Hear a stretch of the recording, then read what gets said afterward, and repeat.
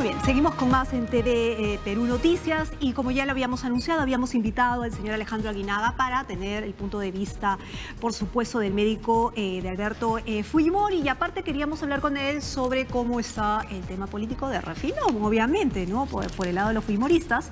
También hemos tenido pero no pudo venir, obviamente, porque está con Alberto Fujimori en la Clínica Centenario. También hemos tenido a Carlos Rivera dando el otro punto de vista. Él es abogado de IDL y abogado de muchas de las víctimas, además de la guerra interna. Y ahora estamos con Juan Paredes Castro, analista político, ya digamos para verlo desde otro punto de vista. Vamos a hacer un análisis sobre, digamos, la política nacional, sobre el indulto, sobre este gabinete de reconciliación y ahora, obviamente, sobre la decisión del Consejo Nacional de la Magistratura. ¿Qué tal? Muy buenos días, bienvenido. Buenos días, Carla. ¿Cómo estás? Bueno, ¿cuál es su punto de vista primero sobre este panorama que tenemos en estos momentos, a nivel político, por supuesto? Bueno, es un panorama complicado. Viene de una situación complicada, por lo tanto, el panorama es complicado y va a seguir siendo complicado, ¿no? Porque no están hechos los controles de daño, o sea, no hemos salido todavía del control de daño, ¿no? El súbito indulto del presidente Fujimori, con la súbita manera con que se hizo, ¿no? La sorpresa que esto ha significado internamente para las fuerzas que estuvieron en juego en ese momento, sorpresa para el interior del gobierno del presidente Pedro Pablo Kuczynski, sorpresa para quienes lo acompañaron en su defensa para evitar la vacancia. Ok, pero... ¿no? Pero todos esos controles de daño no están hechos. Okay. Y estamos pasando a lo que se puede llamar una segunda etapa de control de daño, donde también las cosas están a la mitad. Pero, Juan, tú tienes muchísimos años como analista político. Sí. Has visto pasar muchos presidentes y has visto pasar muchas hecatombes, porque, digamos, estamos en el Perú, en el país de las maravillas. Pero, digamos, ¿realmente fue una sorpresa lo que ha sucedido con el tema del indulto? Digamos, primero la vacancia. Y fue, creo que la mayor sorpresa fue que no lo vacaran. Pero ¿fue una sorpresa lo del indulto? Yo no, cuando te digo yo de que no se han hecho los controles de daño sobre, porque cómo no iba a ser una sorpresa para Alberto Borea. Bueno, para ellos. Estar asumiendo una defensa, ¿no? De ese tipo. Y para muchos otros que acompañaban en ese momento el salvataje de Pedro Pablo Kuczynski. Sorpresa para un cateriano que había movido los resortes de la OEA, ¿no?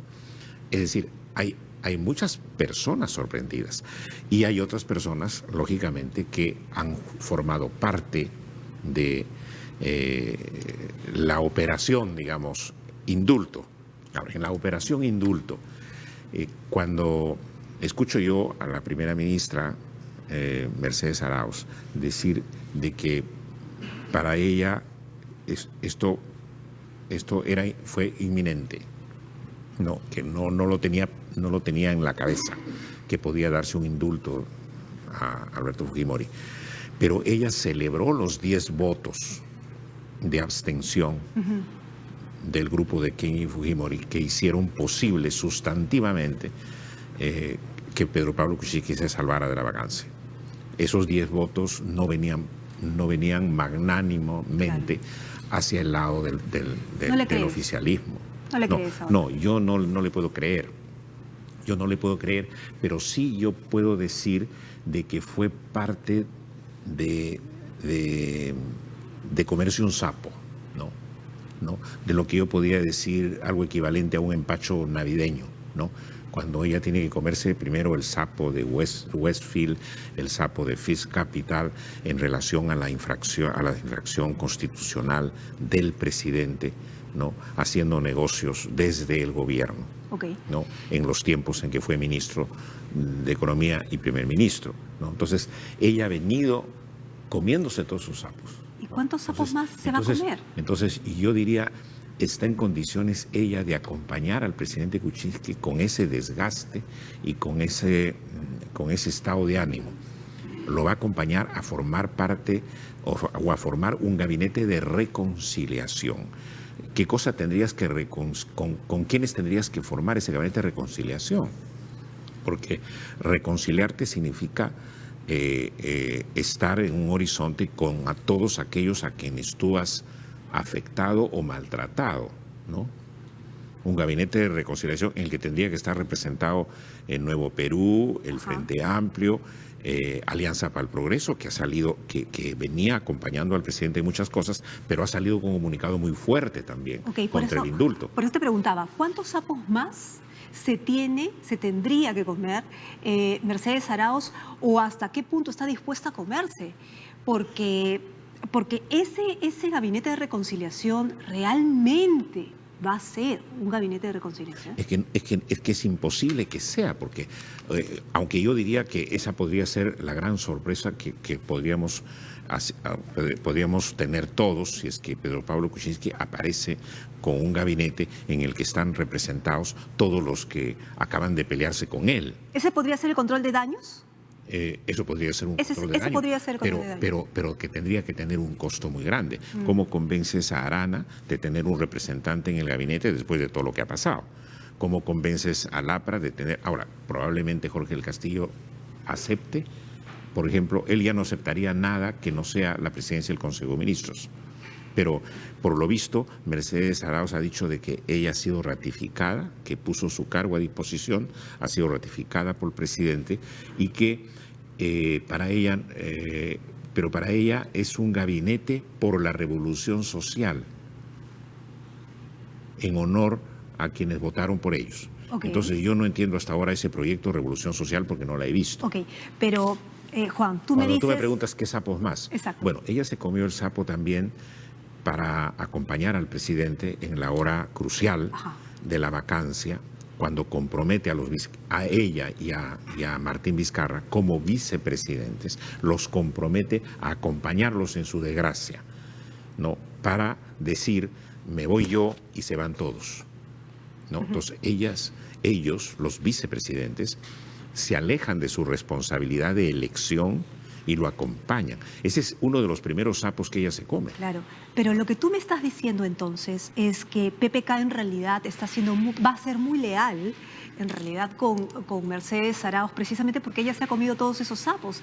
Y uno de los símbolos de lealtad hacia ella ha sido sacar a San Román, entonces. Bueno, yo creo que había ya una interferencia, diría yo, hace tiempo de San Román, una piedra en el zapato, digamos, en su relación con Mercedes Arauz. Quizás es un pedido de ella, ¿no? Yo continúo contigo, pero sin San Román, ¿no? Ahora, ¿hasta qué punto San Román era necesario para un Pedro Pablo Kuczynski que se desconecta de todo? O ya estaba fuera ya, ¿no? Y por eso dice lo que dice San Román. Puede ser, porque yo no veo a Pedro Pablo Kuczynski siguiendo el compás de una buena ni de una mala asesoría. Yo lo veo a él muy desconectado de ¿Está solo? Cosas. ¿Está solo como realmente? En este momento no sé cuán solo esté, pero yo diría que más solo que antes sí. Más solo que antes sí. Y con la dificultad de armar algo que él está poniendo una etiqueta demasiado pretenciosa al llamar un gabinete de reconciliación. Igual cuando puso la etiqueta al anterior gabinete inicial del gabinete de lujo. Sí, pues. ¿no? Entonces creo yo que esta etiqueta no va a corresponder con la realidad. Ahora, cuando tú me dices que Jorge del Castillo, por el lado del APRA, no aceptaría menos que ser... Él solamente aceptaría estar en el gabinete como presidente del Consejo de Ministros. Pero ojo, él no representa... Pero ya con la ratificación de Mercedes Arauz, eso ya no se puede contar. Pero él no representa, pero tampoco representa el APRA. Por eso te digo, es muy difícil poner cartas en la mesa para reconciliar un momento político, diría yo, ni siquiera el país, porque el sistema político está seriamente dañado. Ya mirando las cosas de fondo, nuestro sistema político ha perdido identidad por muchísimos lados, ¿no? Son pocos los partidos identificados más o menos con una posición, ¿no? Ahora, este nuevo protagonista en la política... Alberto Fujimori. ¿Cuál es el papel de Alberto Fujimori como protagonista? O sea, digamos... Efectivamente, para el próximo año, 2018, el escenario político es totalmente distinto. Son bancadas fragmentadas, no sabemos cómo se van a recomponer, y está Alberto Fujimori como nuevo protagonista, Keiko y Kenji hacia dónde van, digamos, ¿qué nos depara el 2018? Ya estamos como los adivinos ¿no? Pronosticando. Mira, Carlos Meléndez decía el otro día, un poco en broma y un poco en serio, decía, mientras Pedro Pablo Kuczynski juega monopolio, el fujimorismo juega ajedrez. Entonces, pero tampoco el juego de ajedrez para el fujimorismo es tan sencillo, ¿no? Tienen a su lideresa con una investigación fiscal o con más de una investigación fiscal. No están haciendo durar la unidad emocional que el fujimorismo estuvo expresando ante la opinión pública en torno al liberado Alberto Fujimori. Es una unidad emocional que el fujimorismo necesita añadirle a la terapia de salida, de la salida al mundo libre del líder histórico, ¿no? Fujimori necesita en este momento de cuestionamiento del indulto y cuestionamiento de la gracia presidencial al interior del país y en el fuero internacional, necesita ese acompañamiento de unidad de su partido. Pero ya verás tú, o ya viste tú que Kenji ya empezó a desafiar a la hermana, claro, respecto a asesorías que él considera sumamente cuestionables. ¿Qué partido, diría Entonces, yo, ¿no? Con ese partido, ¿cómo te acompañas tú como presidente? O sea, el presidente Pablo Kuczynski, ¿con qué partido va a ir? ¿Con el partido que le ofrece Kenji, con el partido integrado? No sabemos. Pero Alberto es un protagonista fundamental. Las cosas que Kuczynski va a tener que negociar en algún momento van a ser con Alberto. O sea, va a terminar gobernando con el fujimorismo albertista. Bueno, o con los dos. O con los dos. O con los dos, dependiendo de quién se necesite a quién. Este es un momento en el que las necesidades y los intereses están sumamente cruzados. Sumamente cruzados, porque mira que esto llega también hasta el Poder Judicial. Justo ahí va, porque ya nos tenemos que ir, pero justo lo que le iba a comentar. ¿Qué pasa ahora si estamos todos movidos y ahora tenemos esta noticia de que juez Concepción Carguancho, que además es un juez bastante popular porque obviamente no le tembló la mano para mandar presos con prisión preventiva, por supuesto, y hizo famosa la prisión preventiva con los Humala, ya no va a haber más el caso Odebrecht. Y en el caso Odebrecht está contemplado Alan García, Keiko Fujimori, ¿no?, que es una de las facciones ahorita que podría estar negociando, políticamente hablando, los mismos Humala, ¿no?, que podrían salir, ¿no es cierto?, de la prisión preventiva. Es decir, hay muchos involucrados en este caso. ¿Qué pasa ahí? Entonces la gente puede tener esta noción y esta percepción de que, uy, se quedó ahí el caso Odebrecht. ¿Y el tema de la corrupción? ¿Te acuerdas tú cuando el fujimorismo plantea la acusación constitucional contra Pablo Sánchez, el fiscal de la Nación? Exacto, hace poco nomás. Entonces, lo que responde Pablo Sánchez en ese momento es, dice, señores, a mí no me pueden acusar constitucionalmente por no haberle dicho a un fiscal, en este caso a Hamilton Castro, cómo debe llevar su investigación. Él es un fiscal jurisdiccional. Y así como hay fiscales jurisdiccionales, dueños de sus temas y dueños de su ámbito y de su autonomía, hay también jueces jurisdiccionales, ¿no? Entonces, mientras dura tu poder jurisdiccional, tú puedes hacer ahí, puedes tener toda la autoridad que quieres, ¿no? Mandas a alguien a prisión preventiva por el tiempo que juzgas conveniente o que tus criterios lo han dictado así. Pero cuando ya te sacan de la jurisdicción, ¿no?